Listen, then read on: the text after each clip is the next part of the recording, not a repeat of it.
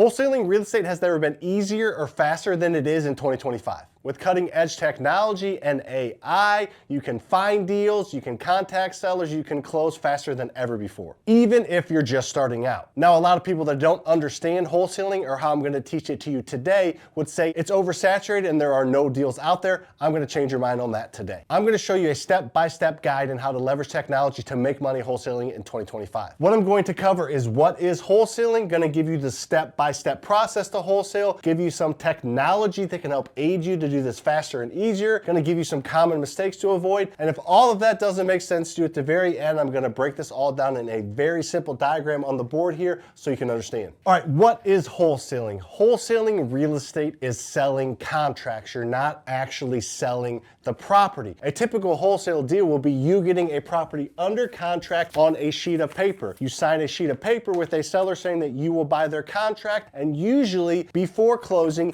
you end up selling this contract for a fee to somebody else that is going to close on it. At the end, the diagram that I'm going to show you will walk you through how to wholesale with no money, no credit, and no risk. Don't believe me? Just stick around to the end. Wholesaling real estate is great for people that want to get into real estate investing but don't have a ton of experience or a ton of money, because again, you don't have to close on the property. You're getting a property under contract to purchase. You can close on it if you want and then sell it, or you can close on it before you sell it. The big thing is you don't do any work to the property. There is no rehab done at all. You are simply taking a property and selling it exactly how it is to somebody else to fix up. All right, that was a very simple version of what wholesaling is. Now let's talk about a simple step-by-step process. Step number one is finding the deal. You have to uncover a distressed property to make a wholesale actually make sense and to make a wholesale actually work. You're not gonna be able to find your neighbor's house on Zillow and wholesale that unless it's a distressed property. Now, the retail market is oversaturated right now because there are not enough retail rent-ready or move-in ready houses available. However, there are always baked in fixer-uppers, handyman specials, and houses that need a lot of work that don't sell on the public markets, and that's where wholesalers focus their time, and that's where you find the deals. If you don't have a deal, you don't have anything, so exhaust a ton of different resources. Do your best to find these distressed properties. Again, this video is an overarching, simplified 101 version of wholesaling. I have other videos on this channel where I get into specific lead sources that you can utilize, and we'll talk a little bit about those later on when we talk about technology. Step two is signing the contract. You have to get the property under contract so you have assignable or sellable rights to that property. Now, all states are a little bit different. Some states are a little bit more lenient with wholesaling, some aren't as much. Not going to go into that right now, but get the property under contract to sell. A couple tips here would be make sure you have a transparent contingency in the contract. You want to be able to back out of the contract if you don't have the money to actually close on it. Now, there's nothing wrong or taboo with having a transparent contingency. Just make sure the seller knows about it. Contingencies are very normal when it comes to real estate deals, whether you're talking about a residential property, like when you bought your house, if you have one, there was contingencies in the contract. There was a financial contingency, the bank had to underwrite it. There was an inspection contingency, someone had to climb on the roof, climb in the crawl space, get up in the attic and make sure everything was in good enough condition to make it lendable. So contingencies are normal. What you don't want to do is you don't want to sign a contract with a seller, not tell them about your contingency, and then back out of the contract. More on this in the diagram at the end, but just make sure I have a transparent, which means the seller knows about it, they know the dates, they know the timing, everything, contingency in the contract. That allows you to be able to morally and legally and ethically back out of the contract if you don't sell it. Step three is to sell the contract. Now, of course, you're gonna have to sell it to somebody that has money if you don't, so it's always a good idea to build a buyer's list and network and connect with real estate investors in your area that you know have the cash and the ability to actually close. You can probably just post the deal on your local real estate investing Facebook group. Don't give away too many details so somebody doesn't try to go around you. However, just posting the simple details of the deal will draw in a bunch of buyers, especially if you bought it at a good deal and there's enough meat on the bone for you to make money and the person you sell it to make money. And I mentioned this a little bit earlier, you can close on the property and then sell it, but most wholesalers sell it before closing because they don't want to have to actually close on it. Step four, our final step, is you collect your wholesale fee when the property closes. It will close at a title company. Now, a real estate agent may or may not, probably won't be involved in this deal. So it's going to go to a title company. It's going to close. The seller's going to get paid what you said they get paid on the contract, and anything above that, however much that is, you get to collect the difference. Now, you'll of course know this because you wrote the contract, the original one, and sold it. The average wholesale fee around the country is around $20,000, so it is a pretty good amount of money to make. However, it's a lot of work to go through this process, especially finding the deal. There's not a ton of them out there. If you know where to look, it makes it a little bit easier. I'll tell you that in a minute, but finding the deal is tough, and actually negotiating it with the seller is tough. So a lot of this is a lot of hard work. You're not going to look at 2 properties and make 40 grand. You're going to have to look at a lot of different properties. It's a numbers game. So that 20 grand fee is similar. Just think about it as a real estate agent that connects somebody that buys and sells a house. They get paid a decent chunk of money to do that. That's what's going on here. There's just no agent involved. It's kind of like an off-market real estate deal. All right, that was the step-by-step process. Now let's talk about some technology aids that can help you do things more efficiently. I was going to go over a bunch of different softwares that can help you. I'm going to give you one at the end of this section, but the biggest thing you need to know is AI is coming into the real estate space, and it's coming very, very quickly with all of the data that goes into selling a property, buying a property, liens, foreclosures, title work, all of the work that goes into buying and selling real estate. AI is helping doing that a ton, especially on the acquisition side. There is one software that I think can change your life. I'm going to talk about it now. There is one software that I'm confident can change your real estate investing life if you want to get into wholesaling. I will have it linked in the description of this video, so you can go check it out for yourself. But what it's called is Deal Pilot. Deal Pilot is a software that I developed with a big player in the real estate investing space that allows you to utilize AI technology to find deals, to underwrite deals, to sell deals, to analyze deals, everything that you need to go out and find distressed properties, underwrite them, close on them, talk to sellers, and it has all the processes and systems all in one place. It's called Deal Pilot. You can go to dealpilot.io or just check out the description. It will have that link there. Go check it out and see what you think. There's a 7-day free trial there. I really think it can help you find deals. It's not very expensive. If you find one deal a year, you'll probably 10 or 20 extra money utilizing that technology, and I'm confident that if you stick with it, you will be able to. All right, that was a simplified version of technology aids. Now let's get on to mistakes to avoid. Now, a lot of these mistakes may sound too simple, but not everybody knows them, so let me go through a few of them. The first one is not doing enough research. You're buying a home here.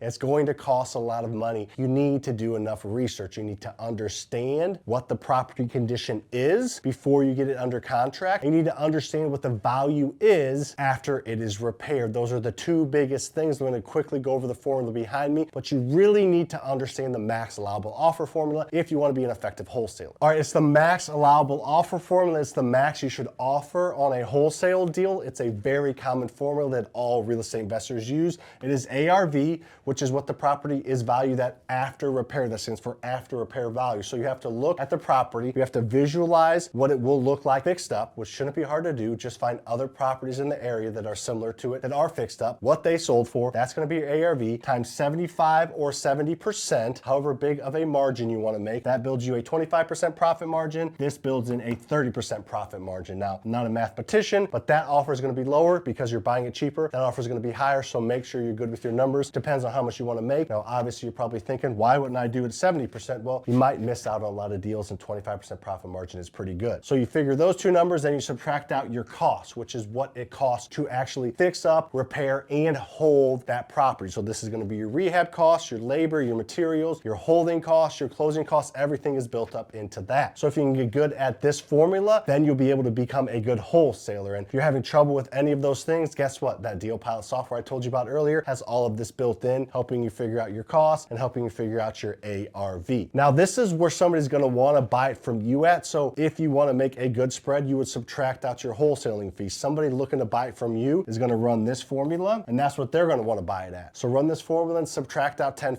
$15,000, $20,000, whatever you think you can make on the property and still get the deal, and that will be your profit. And on the opposite end of that, another huge mistake people make is they overanalyze. If you're an overanalyzer and you get paralysis by analysis, you're not going to ever do any deals. And I promise you, they're not all going to go perfect, but none of them are going to go good if you don't actually do them. So you have to be willing to step into the game, and you have to be willing to get off the bench and actually take action. And in my experience, having 2,000 students that have bought over $500 million in real estate, the overanalyzers are usually the most most successful, because the fact that they've overanalyzed, they probably put 10, 20, 30 hours of preparation into a deal. And if it's close, they're probably going to be just fine because somebody else spent 10 minutes analyzing it and they offered, and they don't know everything that you know. So if it's close and you're an overanalyzer, you have to step in the game. You're gonna make mistakes, but you're not gonna win unless you make those mistakes and get in the game. There are a ton of other mistakes people make, but those are the big ones, so those are mistakes. All right, now let's get into the simple diagram that will tie everything together, that I will show you how to wholesale real estate with no money, no credit, and no risk. Let's get it. All right, so here's that simple diagram. In order to understand wholesaling, you have to understand the real estate investing process. So the real estate investing process is finding a distressed property, fixing it up, making it nice, doing something with it, and then selling it or renting it for profit. That's real estate investing as a whole. When you're wholesaling, no money, no credit, no risk, you live inside the transaction. So let's talk about an example. Let's say you found a deal that you can buy this distress for $150,000.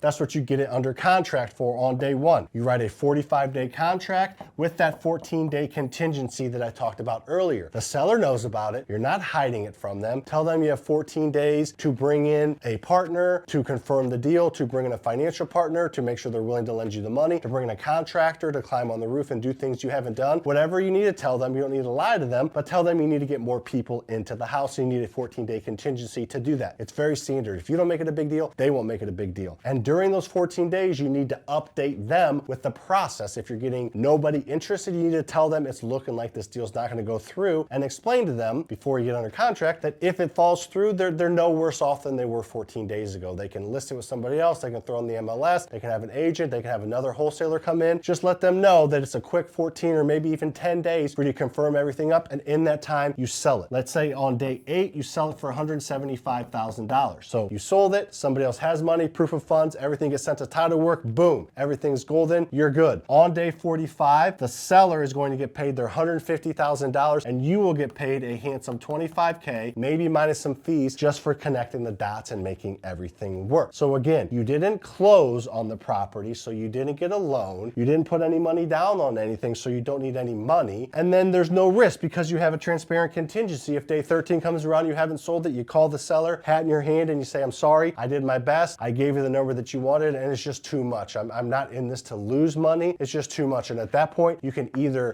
try to renegotiate and get it down a little bit. If you got some offers, maybe at like 150, maybe you can get them down to 145 and make $5,000 and be done, whatever that looks like, or they can go on and list it with somebody else. But either way, communicate the whole time, and you can do it with no money, no credit, and no risk. If you appreciate this free training, make sure to hit the like and subscribe button. I go live here and teach, as well as give out videos and shorts every single week to help educate other people how to invest in real estate. I've been able to buy $50 million worth of real estate and done over 1,500 deals, all without using any of my own money, all coming from the middle class. So if that interests you, like, follow, check out this video over here to learn more about real estate investing. Make sure to check out the description for some of those links, and I will see you on the next one.